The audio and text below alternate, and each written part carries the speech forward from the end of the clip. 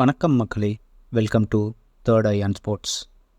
இந்த வீடியோவில் நம்ம என்ன பார்க்க போகிறோன்னு பார்த்தீங்கன்னா, பாகிஸ்தான் யூஎஸ்ஏ கூட ஏன் தோத்தாங்கன்றதுக்கான காரணங்கள் தான் பார்க்க போகிறோம். வாங்க வீடியோக்குள்ளே போகலாம். First reason, Babar's slow innings. Babar ஒரு நல்ல பேட்டர்னு நம்ம எல்லாருக்குமே தெரியும். பட் அவர் யூஎஸ்ஏ கூட ரொம்ப ஸ்லோவாக ஸ்டார்ட் பண்ணனால பாகிஸ்தான் டீம் ஸ்டார்டிங்லேயே பேக் ஃபுட்டில் போயிட்டாங்க. பாகிஸ்தான் இன்னிங்ஸோட பவர் பிளே முடிகிறப்ப பார்த்தீங்கன்னா, பாபர் ஆசம் 14 பால் பிடிச்சி வெறும் 4 ரன் தான் அடிச்சிருந்தார் அண்ட் ஒரு பவுண்ட்ரி கூட அடிக்கலை. இப்போ இருக்க T20 ஸ்டாண்டர்ட்ஸ்க்கு இது எவ்வளோ ஒரு மோசமான இன்னிங்ஸ்னு உங்கள் எல்லாருக்குமே தெரிஞ்சிருக்கும். பவர் பிளேக்கு அப்புறம் மிடில் ஓவர்ஸ்லேயும் பாபர் ஆசம் ஸ்ட்ரகிள் பண்ணிட்டு தான் இருந்தார். ஸோ ஒரு ஸ்டேஜில் பார்த்தீங்கன்னா அவர் 24 பால் பிடிச்சி 10 ரன் தான் அடிச்சிருந்தார். ஸோ அதுவே பாகிஸ்தானை ரொம்ப பின்னாடி தள்ளிடுச்சு அந்த மேட்ச்சில். அதுக்கப்புறம் பாபர் ஆசம் கொஞ்சம் ஆக்சிலரேட் பண்ணி அவர் 43 பால்ஸ் 44 ரன்ஸ் அடிச்சிருந்தாலும் அந்த ரன் பாகிஸ்தானுக்கு கண்டிப்பாக பத்தலை. ஸோ பாபரோட ஸ்லோ இன்னிங்ஸ் பாகிஸ்தானோட தோல்விக்கு ஒரு காரணமாக இருந்தது.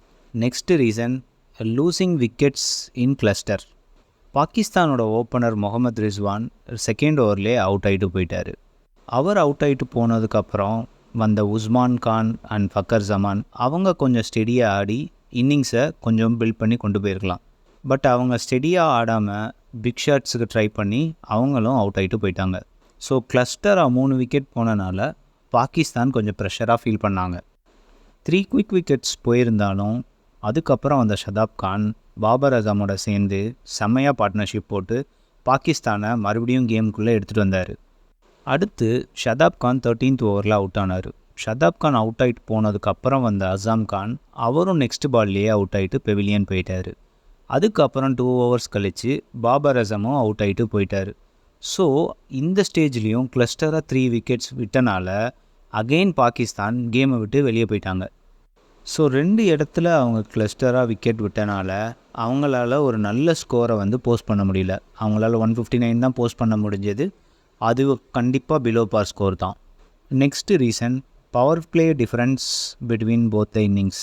பாகிஸ்தானோட பேட்டிங் பவர் பிளே எடுத்துக்கிட்டிங்கன்னா அவங்களால பவர் பிளேயில் பெருசாக ஸ்கோர் பண்ண முடியல. And also at the same time அவங்க நிறைய விக்கெட்ஸும் விட்டுட்டாங்க பவர் பிளேயில். பாகிஸ்தான் பவர் பிளேயில் 2 6 மட்டும் அடித்து டோட்டலாக 30 ரன் தான் அடிச்சிருந்தாங்க. பட் 3 விக்கெட்ஸ் லூஸ் பண்ணியிருந்தாங்க. அதுவே யூஎஸ்ஏவோட பேட்டிங் பவர் பிளே எடுத்துட்டிங்கன்னா அவங்க பவர் பிளேயில் நிறைய பவுண்ட்ரி ஸ்கோர் பண்ணாங்க. டோட்டலாக 7 4 ஸ்கோர் பண்ணாங்க அண்ட் 44 ரன்ஸ் அடிச்சிருந்தாங்க. அண்ட் ஆல்சோ அவங்களுக்கு பவர் பிளேயில் ஒரே ஒரு விக்கெட் தான் போயிருந்தது. இதுவே யூஎஸ்ஏக்கு பெரிய அட்வான்டேஜாக அமைஞ்சிருச்சு. Next reason, USA's self belief. USA team மேட்ச்க்குள்ளே வரும்போதே அவங்களால கண்டிப்பாக இந்த மேட்சை வின் பண்ண முடியும்னு நம்பிக்கையோடு ஆனாங்க.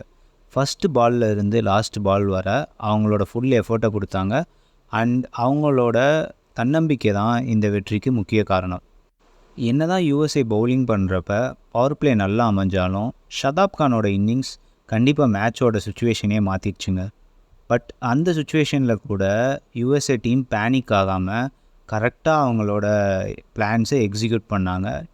யூஎஸ்ஏவோட பேட்டிங் இன்னிங்ஸ் அப்போ கூட மொனாக் பட்டேல் அண்ட் கவுஸ் 2 பேரும் நல்ல பார்ட்னர்ஷிப் போட்டு நல்லா ஆடிட்டு இருந்தாங்க. அவங்க 2 பேரும் பேக் டு பேக் ஓவர்ஸில் அவுட் ஆகிட்டு வெளியே போயிட்டாங்க. அவங்க அவுட் ஆனதுக்கப்புறம் யூஎஸ்ஏ கொஞ்சம் கேம்லேருந்து பின்னாடி போயிட்டாங்க. அடுத்து வந்த ஜோன்ஸ் அண்ட் நிதிஷ்குமார் அவங்களுமே சுச்சுவேஷனை பார்த்து ரொம்ப பேனிக் ஆகாமல் காமன் கூலாக ஆடி மேட்சை லாஸ்ட் வரை எடுத்துகிட்டு போனாங்க.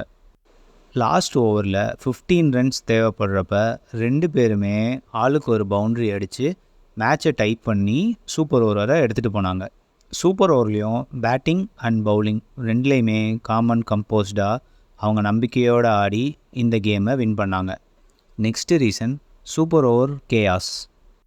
என்னதான் பாகிஸ்தான் பிலோ பார் ஸ்கோர் அடிச்சிருந்தாலும் அவங்க கொஞ்சம் கஷ்டப்பட்டு பவுலிங் போட்டு மேட்சை சூப்பர் ஓவர் வரை எடுத்துகிட்டு போயிட்டாங்க. பட் சூப்பர் ஓவரில் அவங்க பண்ண சில மிஸ்டேக்ஸ்னால தான் அவங்களுக்கு இந்த கேம் கையை விட்டு போயிடுச்சு. சூப்பர் ஓவரில் பாகிஸ்தான் டீம் பண்ண ஃபஸ்ட்டு மிஸ்டேக் என்னன்னு பார்த்தீங்கன்னா அவங்களோட பவுலிங் இன்னிங்ஸில் அவங்க நிறைய எக்ஸ்ட்ராஸ் போட்டாங்க. ஸோ முகமது அமீர் தான் சூப்பர் ஓவர் போட்டார். அவர் 3 ஒயிட் போட்டார்.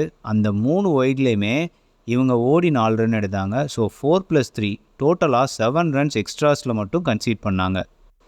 யூஎஸ்ஏ டீம் பேட்டிங்கில் டோட்டலாக 10 ரன்ஸ் தான் பேட்லேருந்து எடுத்தாங்க அண்ட் 7 ரன்ஸ் அவங்களுக்கு எக்ஸ்ட்ராவாக கிடச்சிது. ஸோ 17 அவங்களோட டோட்டலாக இருந்தது அண்ட் பாகிஸ்தான் டீமுக்கு 18 டார்கெட்டாக இருந்தது. ஸோ 18ங்கிறது சூப்பர் ஓவரில் கண்டிப்பாக ஒரு கஷ்டமான டார்கெட் தான். சூப்பர் ஓவரில் பாகிஸ்தான் பேட்டிங் அப்போது இஃப்திகார் அண்ட் ஃபக்கார் ஜமான் தான் உள்ளே வந்தாங்க. இந்த 2 பேட்ஸ்மேனில் இஃப்திகார் தான் ஸ்ட்ரைக் ஆனார் அண்ட் ஃபக்கார் ஜமான் நான் ஸ்ட்ரைக்கிங் எண்ணில் இருந்தார்.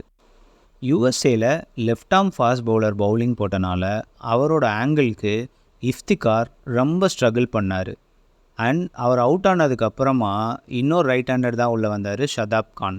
ஸோ அவருமே இந்த லெஃப்ட் ஆர்ம் பேஸரோட ஆங்கிளுக்கு கொஞ்சம் ஸ்ட்ரகிள் பண்ணார். மேபி அந்த லெஃப்ட் ஆர்ம் ஆங்கிளை கன்வெர்ட் பண்ணி பிக் ஷாட்ஸ் ஆடுறதுக்கு ஃபக்கார் ஜமான் ஸ்ட்ரைக்கிங் எண்ணில் இருந்திருந்தால் மேபி இந்த இன்னிங்ஸ் வேறு மாதிரி போயிருக்கலாம். ஸோ அந்த சுச்சுவேஷன்லேயும் பாகிஸ்தான் டாக்டிக்கலாக ஒரு மிஸ்டேக் பண்ணிட்டாங்க. இந்த வீடியோ பிடிச்சிருந்தா லைக் பண்ணுங்கள், கமெண்ட் பண்ணுங்கள், ஷேர் பண்ணுங்கள்.